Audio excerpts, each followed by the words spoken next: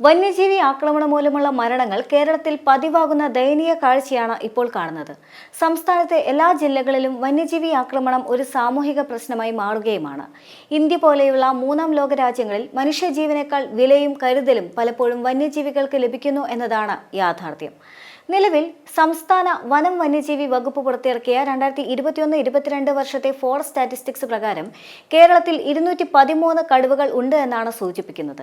വെറും 38,863 ചതുരശ്ര കിലോമീറ്റർ മാത്രമുള്ള കേരളത്തിന് താങ്ങാവുന്ന എണ്ണമാണോ ഇതെന്ന് വേണ്ടപ്പെട്ടവർ ആഴത്തിൽ ചിന്തിക്കേണ്ടിയിരിക്കുന്ന സാഹചര്യവുമാണ്.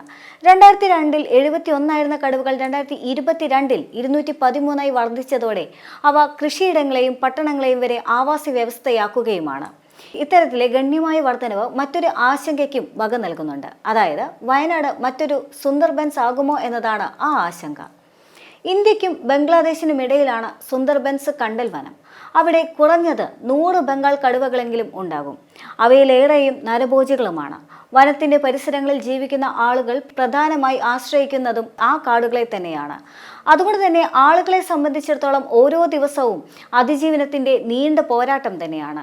എപ്പോൾ വേണമെങ്കിലും കടുവകളാൽ ആക്രമിക്കപ്പെടാമെന്ന പൂർണ്ണ ബോധ്യത്തോടെയാണ് അവർ ജീവിക്കുന്നതും. വയനാട്ടിലേതുപോലെ തന്നെ പലപ്പോഴും ഇര തേടി കടുവകൾ സുന്ദർബൻസ് ഗ്രാമങ്ങളിലേക്ക് കടക്കാറുണ്ട്. ഇത് കടുവകളാൽ ആക്രമിക്കപ്പെടുന്ന ആളുകളുടെ എണ്ണത്തിൽ വൻ വർധനയും ഉണ്ടാക്കിയിട്ടുണ്ട്. 2001-നും 2011-നും ഇടയിൽ ഒരു ജില്ലയിലെ 50 ഗ്രാമങ്ങളിലായി 519 പേർ കടുവ ആക്രമണത്തിൽ മരിച്ചിട്ടുണ്ട് എന്നാണ് റിപ്പോർട്ട് ചെയ്യപ്പെട്ട കണക്കുകൾ സൂചിപ്പിക്കുന്നത്. എന്നാൽ യഥാർത്ഥ കണക്ക് ഇതിലും കൂടാനുള്ള സാധ്യതയും ഏറെയാണ്. കടുവകളുടെ ആക്രമണത്തിൽ കൊല്ലപ്പെട്ട പുരുഷന്മാരുടെ ആയിരക്കണക്കിന് വിധവകളാണ് സുന്ദർബൻസിലുള്ളത്. അവരെ കടുവ വിധവകൾ അഥവാ ടൈഗർ വിഡോസ് എന്നാണ് വിശേഷിപ്പിക്കുന്നത്. ഭർത്താവിന്റെ മരണത്തിന് അവരാണ് കാരണക്കാർ എന്ന് കണക്കാക്കിക്കൊണ്ട് സമൂഹം വിധവകളെ ഭാഗ്യം കെട്ടവരും ദുശ്ശകുനവുമായി കണക്കാക്കുകയും ചെയ്യുന്നുണ്ട്. പ്രായമായ വിധവകളെ അവരുടെ മുതിർന്ന ആൺമക്കൾ പലപ്പോഴും ഉപേക്ഷിക്കുകയും ചെയ്യുന്നുണ്ട്. ചെറുപ്പത്തിൽ തന്നെ വിധവകളായ സ്ത്രീകൾ കുട്ടികളോടൊപ്പം സമൂഹത്തിൽ ഒറ്റപ്പെട്ട് കഴിയുകയുമാണ്. അവർ കാരണമാണ് ഭർത്താക്കന്മാർക്ക് ഈ ഗതി വന്നതെന്ന് സമൂഹം ചിന്തിക്കുകയുമാണ്. അതിനെ തുടർന്ന് അവർ സമൂഹത്തിന് മുന്നിൽ ഒറ്റപ്പെട്ടവരായി മാറുകയും ചെയ്യുന്നു. നിലവിലെ കണക്കുകൾ അനുസരിച്ചുകൊണ്ട് 3000-ഓളം കടുവ വിധവകൾ സുന്ദർബൻസിൽ ഉണ്ട് എന്നാണ് കണക്കുകൾ. പ്രതിവർഷം 100ഓളം പുതിയ കടുവ വിധവകൾ ഉണ്ടാകുന്നുവെന്നും പഠനങ്ങൾ പറയുന്നുണ്ട്. സുന്ദർബൻസിൽ മുക്കുവരാണ് കൂടുതലായും ആക്രമിക്കപ്പെടുന്നത്. വനത്തിനകത്ത് വെച്ചാണ് ആക്രമണമെങ്കിൽ നഷ്ടപരിഹാരം ലഭിക്കില്ല എന്നതുമാണ്. വയനാട്ടിലും ഇടുക്കിയിലും തോട്ടം മേഖലയിലാണ് സ്ഥിതി രൂക്ഷമായി തുടരുന്നത്. കാർഷിക വൃത്തിയിൽ ഏർപ്പെടുന്നവരാണ് കൂടുതലായും ആക്രമിക്കപ്പെടുന്നതും. വെറും 344.53 ചതുരശ്ര കിലോമീറ്ററാണ് വയനാട് വന്യജീവി സങ്കേതത്തിന്റെ വിസ്തൃതിയുള്ളത്.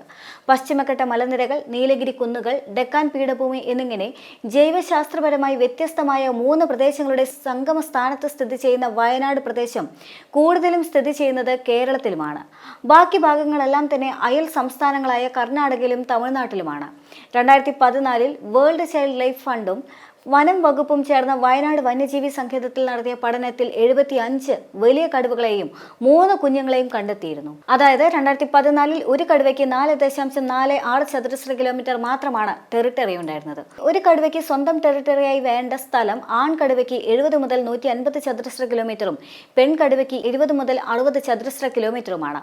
എന്നാൽ വയനാട്ടിലെ സ്ഥിതി തീർത്തും വ്യത്യസ്തമാണ്. പ്രത്യേകിച്ചും വയനാട് ഒരു കടുവ സങ്കേതമല്ല എന്നതുകൂടി ശ്രദ്ധിക്കേണ്ടതുണ്ട്. വയനാട്ടിൽ കടുവ ആക്രമണങ്ങൾക്ക് പിന്നിലെ യഥാർത്ഥ കാരണം കടുവകളുടെ എണ്ണത്തിനനുസരിച്ച് വനവിസ്തൃതി ഇല്ല എന്നത് തന്നെയാണ്. ഈ കണക്കുകൾ അത് കൃത്യമായും വ്യക്തമാക്കുന്നുണ്ട്. വയനാട്ടിൽ ഉൾക്കൊള്ളാൻ കഴിയാവുന്നതിലധികം തന്നെ വന്യജീവികൾ ഉണ്ട് എന്നും നമ്മുടെ കാടുകളിൽ ഇരയും ഇരപിടിയരും തമ്മിലുള്ള സന്തുലിതാവസ്ഥ പൂർണ്ണമായും നഷ്ടപ്പെട്ടിരിക്കുന്നുവെന്നും മനസ്സിലാക്കേണ്ടതുണ്ട്. അതിനാൽ തന്നെ വികസിത രാജ്യങ്ങളിൽ ചെയ്യുന്നത് പോലെ വനത്തിന്റെ വാഹകശേഷി കണ്ടെത്തി കൂടുതലുള്ള മൃഗങ്ങളെ പുനരധിവസിപ്പിക്കുകയോ കൊല്ലുകയോ ചെയ്യുന്ന രീതി പിന്തുടരേണ്ടത് ആവശ്യമായി മാറിയിരിക്കുകയുമാണ്. പ്രകൃതിയുടെയും ആവാസ വ്യവസ്ഥയുടെയും താളം നിലനിർത്താൻ ഇത് കൂടിയേ തീരുകയുമുള്ളൂ. ഇതെല്ലാം തന്നെ സൂചിപ്പിക്കുന്നത് സുന്ദർബൻസിൽ നിന്ന് വയനാട്ടിലേക്കുള്ള ദൂരം തീർത്തും കുറവാണ് എന്ന് തന്നെയാണ്. നമുക്ക് താല്പര്യമില്ല എങ്കിലും സുന്ദർബൻസിലേതുപോലെ തന്നെ കടുവ വിധവകൾ വയനാട്ടിലും ഉണ്ടാകാനുള്ള സാധ്യതയുണ്ട് എന്നുള്ളതും യാതൊരു തരത്തിലുള്ള തർക്കമില്ലാത്ത കാര്യവുമാണ്. വയനാടൻ കാടുകളിൽ ഇരയും ഇരപിടിയരും തമ്മിലുള്ള സന്തുലിതാവസ്ഥ പൂർണ്ണമായും നഷ്ടപ്പെട്ടിരിക്കുന്നതിനാൽ തന്നെ ശാസ്ത്രീയമായി വാഹകശേഷി പഠനങ്ങൾ നടത്തി എണ്ണം ക്രമീകരിക്കുന്നതിന് അടിയന്തരമായ പരിഗണന നൽകേണ്ടതുണ്ട്.